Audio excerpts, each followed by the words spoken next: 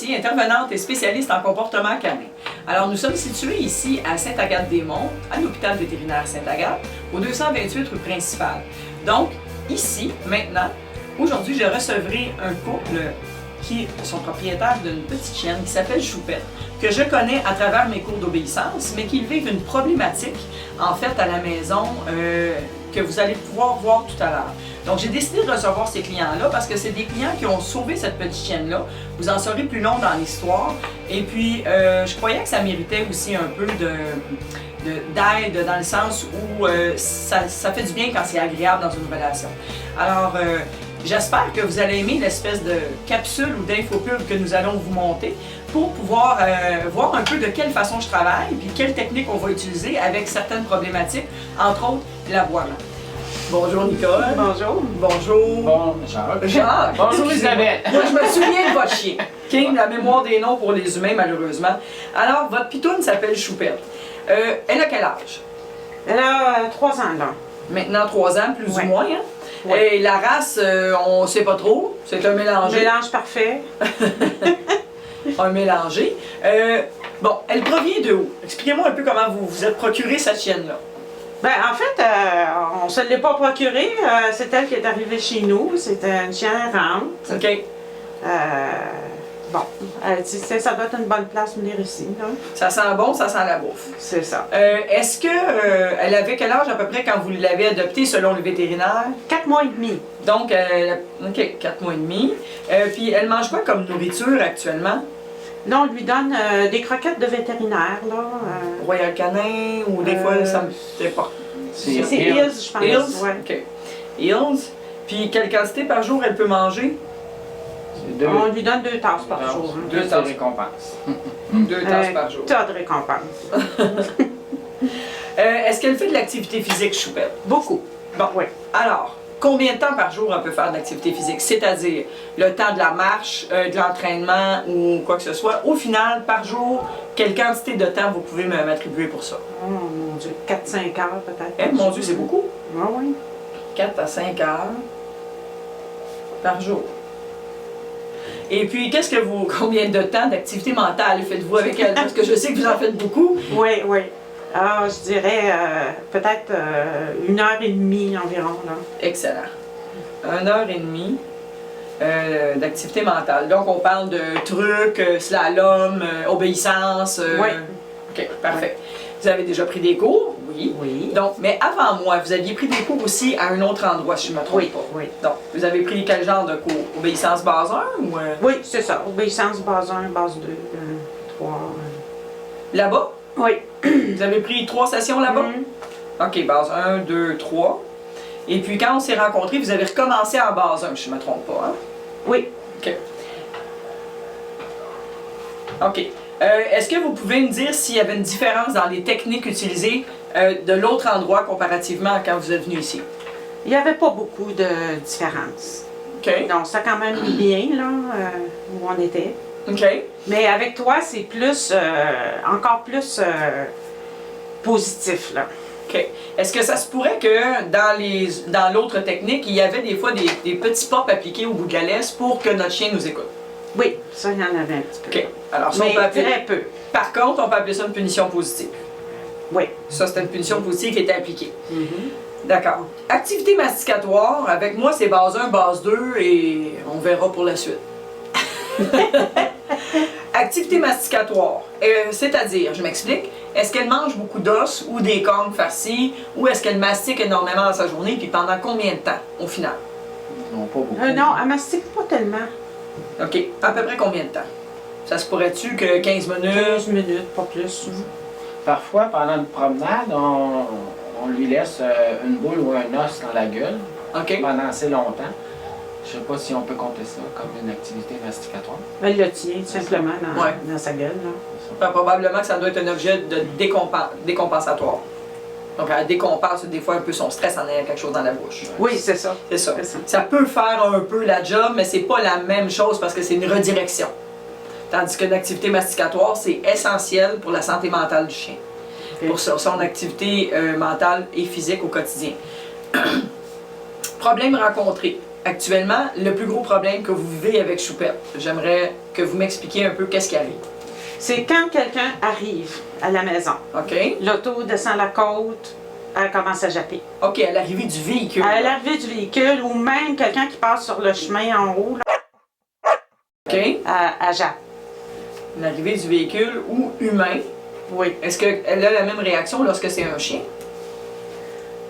Pas? Ben, à part les chiens qu'on connaît, il n'y a pas beaucoup de chiens, là. OK, fait qu'on soit peut elle pas- peut réagir un petit peu aussi. Mais on là. ne peut pas vraiment l'observer parce que ça arrive pas énormément. OK? Non. Parce que Donc- les chiens sont toujours accompagnés d'un humain. Donc, veut pas Donc, systématiquement elle déclencher. C'est ça. À l'arrivée du véhicule ou d'un humain, aboiement, expliquez-moi comment elle réagit.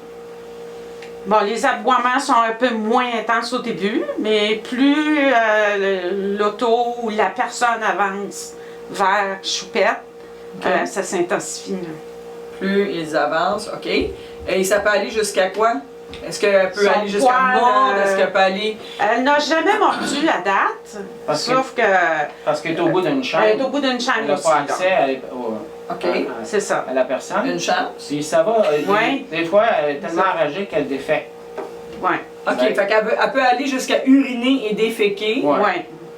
Et le poil hérissé aussi, là. Oui, ça vient avec. Ouais. Et déféquer lorsque la personne arrive chez vous, finalement. ça. Ouais. OK. Mais il faut préciser que faut que ce soit quelqu'un qu'elle ne connaît pas. Si c'est un voisin qui est Quelqu'un de devenu ami, il n'y a pas de problème. OK. Fait que c'est inconnu, finalement. C'est C'est ça. ça. C'est vraiment des inconnus. Qu'est-ce que vous avez fait jusqu'à maintenant pour tenter de résoudre le problème? Ben, on essaye, comme quand je vois que, quand je l'entends japper, là, je vais sortir, je vais lui donner de la nourriture.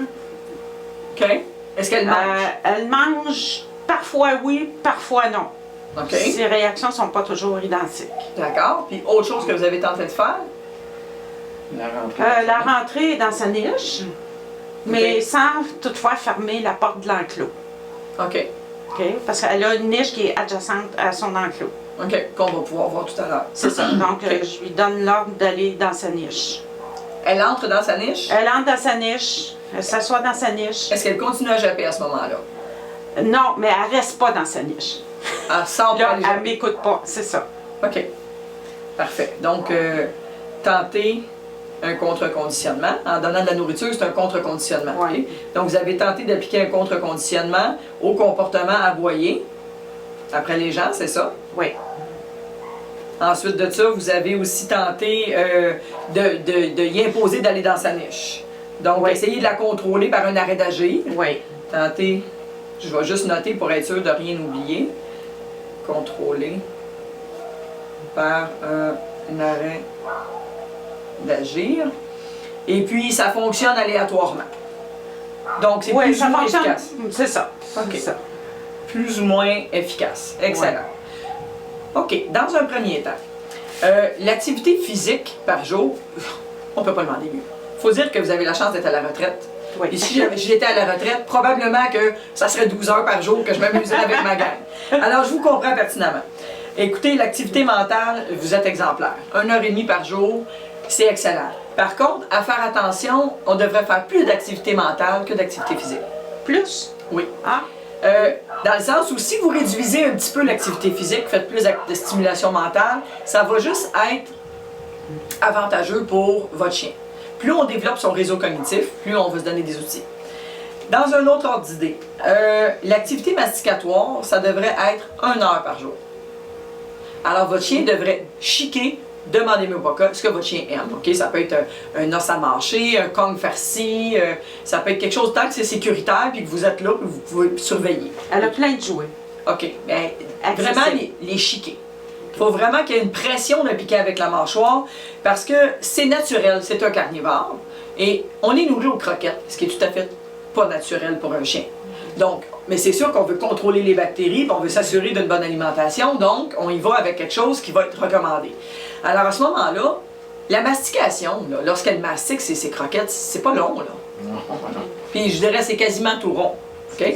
Alors, l'activité masticatoire est quasiment absente. Ce qui veut dire que si on la prend et on lui donne une carcasse à déchiqueter, ça va être très long avant qu'elle réussisse à s'alimenter. L'activité masticatoire va avoir été appliquée.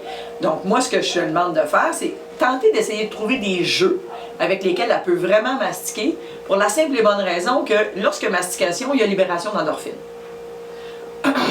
Donc, s'il y a libération d'endorphine, vous connaissez l'hormone de l'endorphine.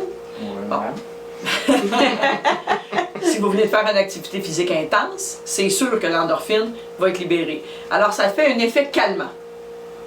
Donc, si vous avez un chien qui mastique plus, il va être plus calme au final. Et ça, c'est important. Donc, au global, c'est pas ça qui va régler le problème. Moi, je pense que c'est un tout qui va faire qu'on va essayer d'aider ce chien-là. OK? Donc, plus on est capable d'être outillé, je pense, mieux on va être capable de gérer ses comportements.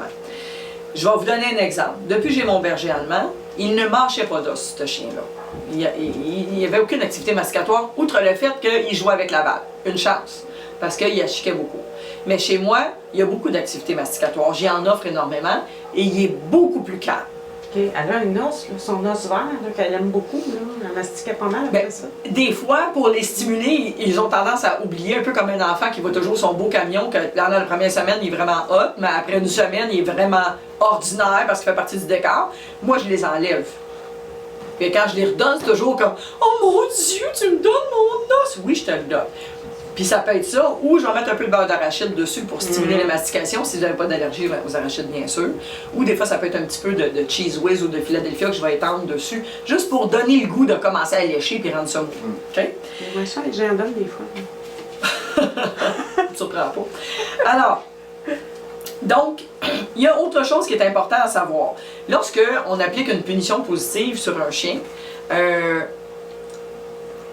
ce que ça a comme effet, c'est ça a pour effet de faire associer ce qu'il vit à ce qu'il voit. Ça veut dire que, puis on sait, on ne l'a peut-être pas mentionné tantôt, mais elle a excessivement peur des nouveaux humains. Choupette. Okay? Elle est à gérer et à surveiller parce qu'elle a un potentiel de morsure. On s'entend. Donc, je ne dis pas ça pour la caler, c'est juste qu'il faut être réaliste dans ce qu'on fait avec l'animal avec lequel on a. Lorsqu'elle associe quelque chose de négatif, même si c'était pas un gros coup, même si c'est juste une petite affaire, puis en plus elle était wealthy, ça induit un stress. Donc ça augmente le stress supplémentaire à la perception des humains alentour d'elle. Puis, veut pas, pendant 3 séances d'obéissance, elle a appris ça, ce qui fait qu'elle est super obéissante avec vous. Là. Moi je la regarde aller, elle travaille très très bien cette chienne-là, elle exécute parfaitement, elle est super bonne. Par contre, chaque humain devient encore un... T'sais, elle était déjà à la base stressée, mais c'était quand vous êtes arrivé ici au premier cours, elle voulait me manger. Oui. Elle m'aimait pas du tout. À cette heure, elle m'adore, elle me lèche, elle me fait des caresses, c'est fou là. Tandis que quand elle est arrivée dans mes cours, elle s'est aperçue qu'il n'y avait jamais de correction. Et les humains qui l'environnaient, ben, qui étaient dans son environnement plutôt, qui étaient alentour d'elle, elle n'avait pas d'association qui pouvait être liée à une punition en relation avec les humains. Ce qui fait beaucoup la différence. Ce qui fait que moi, je trouve qu'elle est un peu plus relaxe. C'est sûr que je ne la trusterai pas à 100%, dire « Hey, venez la flatter », là. C'est pas ça que je veux dire. Mais au moins, ça peut aider à changer les perceptions visuelles et émotives de votre chien. Fait que c'est juste pour faire une parenthèse. Alors, ce qu'on va faire là maintenant, c'est que moi, vous m'avez dit ce qu'il y en est. Moi, j'ai besoin de me rendre à la maison chez vous pour qu'on puisse voir vraiment ce qui se passe. Parce que là, ensuite de ça, je vais vous dire qu'est-ce que j'ai observé, qu'est-ce que j'ai analysé, puis comment on va faire pour réduire la probabilité que ces comportements-là se répètent. Parce que l'objectif étant de se taire, d'être tranquille, puis de pouvoir endurer que les gens ou les véhicules viennent à la maison chez vous. C'est bien ça? Mm-hmm. Parfait.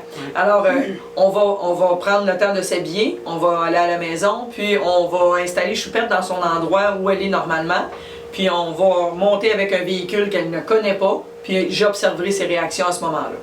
OK, parfait. Ça vous va? Ça convient parfait. Parfait. À tantôt. Oui, merci.